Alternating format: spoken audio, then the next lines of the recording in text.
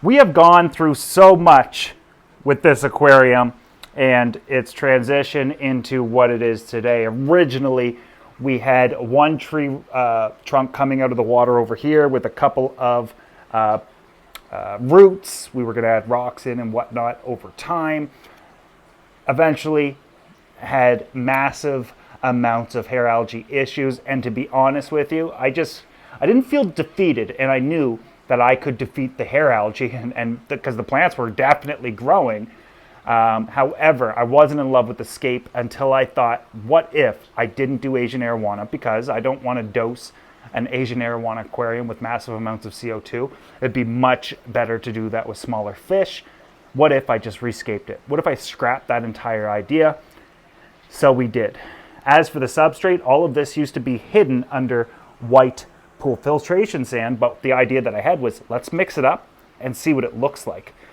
So not only do we have a bunch of different consistencies in the aquarium, but we also have lava rock, and it's just a glorious looking tank that looks absolutely, totally, and completely natural. And I didn't do anything other than kick this around with my feet. Added in these tree trunks from the 2,000-gallon aquarium, added in some more tree roots. The game plan is simple. We have hundreds of plants here. We've got tons of dwarf chainsword. We also have hundreds of cryptocorin green, and then lots of Amazon sword, which is really healthy and actually smells really good. I almost want to make a salad out of that. And when it comes to that tank placement, I'm thinking, and I think you guys are on par with me, the corridor between the two trunks, what if that grew with a lush amount of the Amazon sword? And then all around these tree trunks is the cryptocorin, and then more out front. And I'm talking, we're going to be more generous. We're not going to push it to the front of it and hope it spreads. We're going to make it spread and advance everywhere, make it look far more natural. We have probably about 4 inches of water in here, but you'll look and you'll see some of the substrates out of the water by 2 to 3 inches. That means we have upwards of 7 inches of substrate in this aquarium, which is mixed with a tremendous amount of ADA aqua soil and various other products they have, as well as pool filtration sand and lava rock, making this an ideal not only planted tank substrate, but bacterial as well. All of that lava rock's just going to serve for home for natural bacteria. One thing I'm concerned about is that when I was mixing this all up and I vacuumed out most of it, is a tremendous amount of dust settled everywhere. So when I do get this filled back up and start turning the pumps on, I'm a little worried it's going to make this tank really cloudy, but within a few days it'll clear up. In today's video, we're going to plant this bad boy and see what happens. So we're going to start off with these Amazon swords and planting them in that back corridor here. You'll notice that the lights kind of look more dramatic over on this side. So when I'm planting this, I don't want you to think, oh, Joey, you shouldn't plant over there. They're not going to get as much light over here. I haven't repositioned the lights yet because I don't want to commit to the lights being in a certain location when I haven't decided where the plants are going for sure. If you guys know me, I don't really come at aquascaping with a plan. It's more so, let's see what kind of looks good. Now, I can reach from this side back to here, so at times I might have to go to the other side. Oh, if I got a taller stool, I can get back a little bit more. So I guess what I'm trying to say is don't be too concerned with where I'm putting plants right now. That doesn't mean that's where they will end up. Put them here. Look at these glorious, glorious Amazon swords with beautiful roots that grew recently. Hopefully they continue to grow in this new environment. We're just going to take it like here, and hopefully, I might have to do this by hand because there's just such a thick plant, but I might even have to wait till there's more water in it. Yeah, I definitely like this idea, but I also definitely have way more swords than I thought, which is totally fine, because I kind of want this to be sword heavy. Like, I don't even want to be able to see through these trees. I'm not a huge fan of planting with my hands, but I can't get enough torque if I don't. So I kind of have to almost do it this way. And the way I'm doing it is I'm leading with my 2 fingers, and I insert into the substrate, move around, and then pull out, and it's working quite well, because you want to get them roots in there too. I'm not so sure I'm planting far enough back to my likings, but I definitely like this idea. One of the things you don't want to do when planting is have straight angles. It doesn't look natural. This is going to look so, so good. What we got here? Hopefully these don't float. I've also got a spray bottle of water, just tank water, that this is going to take me a while, so some of these might dry out a bit, and I'm definitely going to want to give them a drink, wet their leaves down a bit.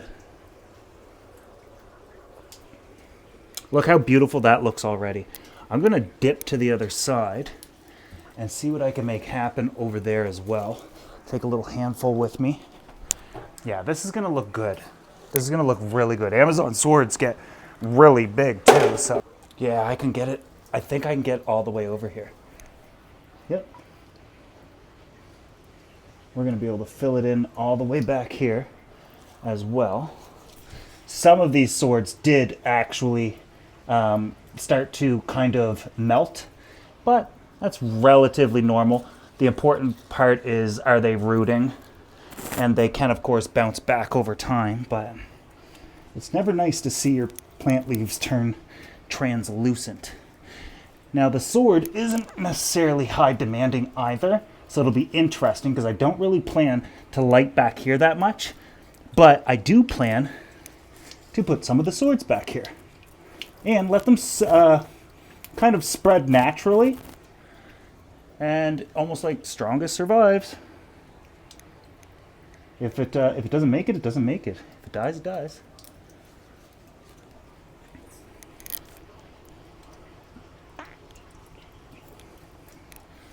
I'm definitely breaking some of the roots while I'm doing this, but there's kind of no way to avoid it with reaching, 4 feet into an aquarium in hopes that you can kind of push a plant down into, what's this?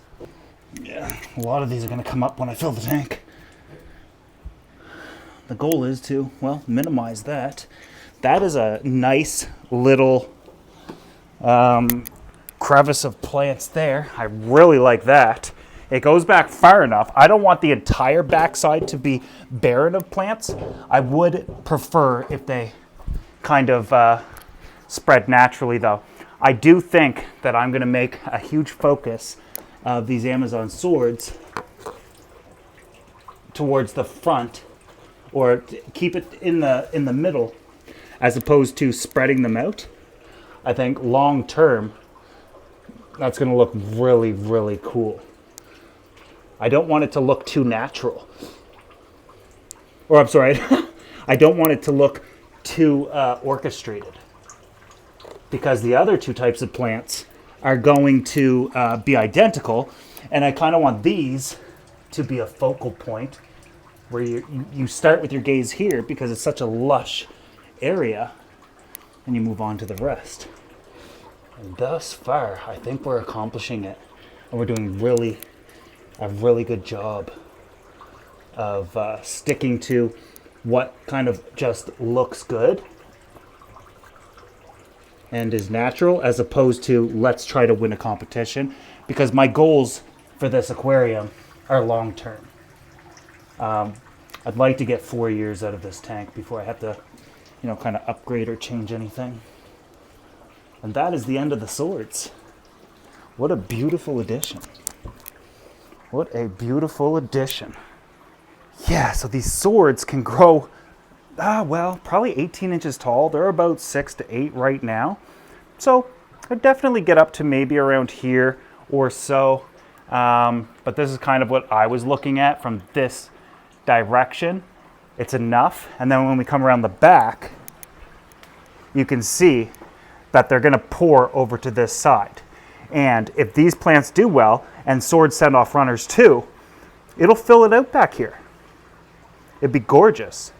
Absolutely gorgeous. But there's going to be areas in the aquarium where there are no plants, which is also completely natural looking.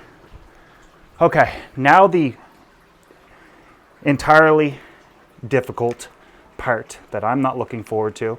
That's going to take hours to do. Planting the cryptocorn. And you know what I'm going to do?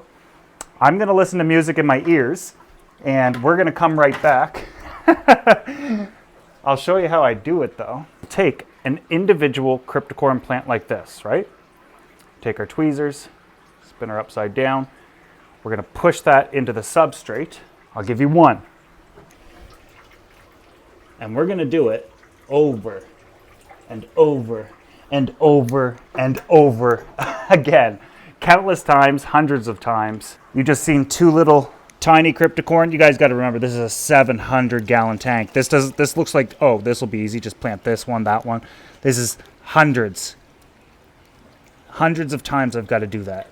And then we're going to come over here and do the dwarf chainsword, which at this point is more root than anything, but I love how healthy these guys are. Absolutely love it.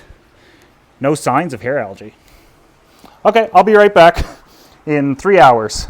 And we're done. I know what you're thinking.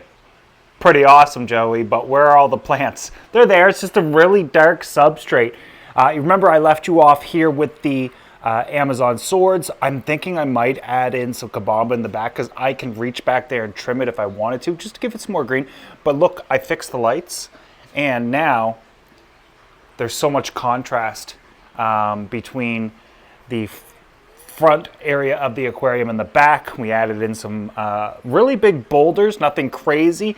I know they look out of place right now because obviously they're just kind of like sitting on the substrate, but you got to imagine this cryptocorn right here, these tiny little fellas right here, and if you look, there's plants everywhere now, but those tiny little cryptocorns, those ones specifically right there, in no time are going to look like this.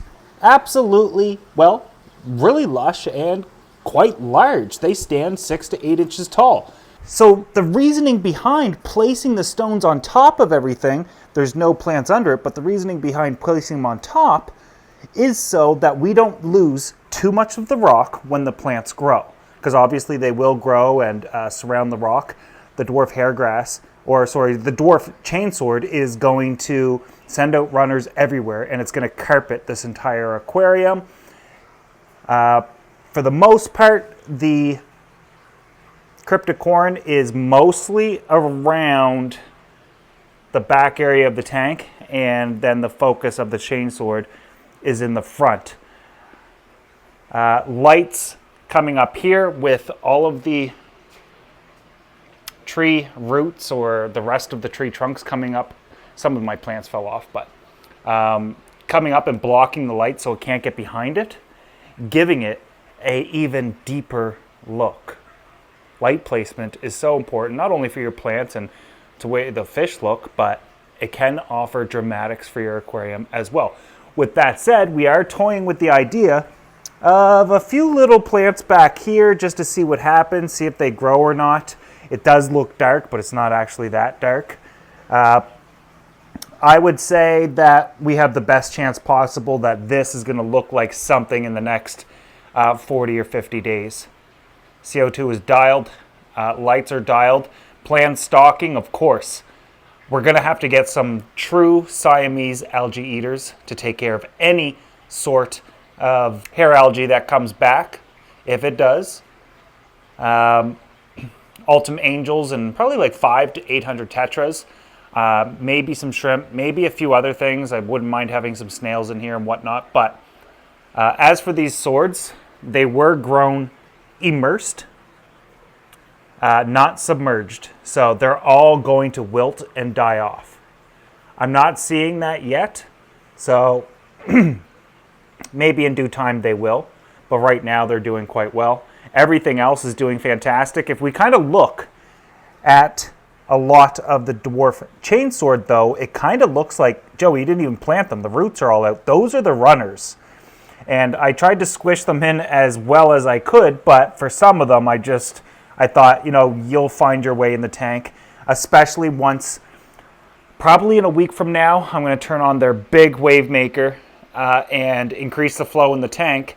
And that, in my opinion, a lot of the times causes plants to hold on even harder. But right after an initial plant, we don't want to do that because they'll just float right back up. So let's give them a few days or at least a week of experiencing the new CO2 as well as the lights at this rate, and we'll go from there. But just imagine a dozen Autumn Angels, absolutely massive, schooling, truly schooling, directionally schooling, and staying together in this aquarium, and perhaps they even breed. And then the tetras are a problem. I can get lots of tetras, but not a lot of the times can I get the ones that I really want.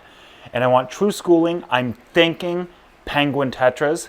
I really love their coloration, which isn't much, but they do have this really cool black stripe that goes along their body, then of course down their caudal fin, and they do school really nicely. They also get relatively large, so the Ultims can't eat them. And I don't think I'd have to add in 500. I think 200 to 300 would look relatively the same. I'm also thinking maybe I'll get some wild type discus, but they might clash with this tank. And I think that I should focus on it being a planted tank with the addition of fish. I'm not entirely comfortable with that idea, but I think it'd be really cool to have a fully planted 700-gallon tank, Autumn Angels. It'd probably be my most relatable aquarium. When it was 700-gallon Piranha, certainly cool to look at, but like not a lot of people really would do that. But angelfish, just because they're Ultims, you can get regular wild type scalaires and kind of emulate this sort of thing. But I think it's absolutely stunning. These logs kind of look good in the 2000, but in my opinion, they look absolutely phenomenal in this tank. Now, obviously, we've got to move the Ultims into this aquarium, move all the monsters from the 375 into the 2000, move the filter, fix their 180-gallon. I got such a cool idea, a never-before-done type of sump, do-it-yourself sump for them. Rescape the 2000 and continue on with like creating these permanent kind of installations. And then summer's almost here, guys, and I got huge plans, and I can assure you this isn't it. So if you want to see any of that, make sure you're subscribed if you're not already, or you're certainly going to miss it. And don't forget to like this video. Thank you. Goodbye. Bye for now.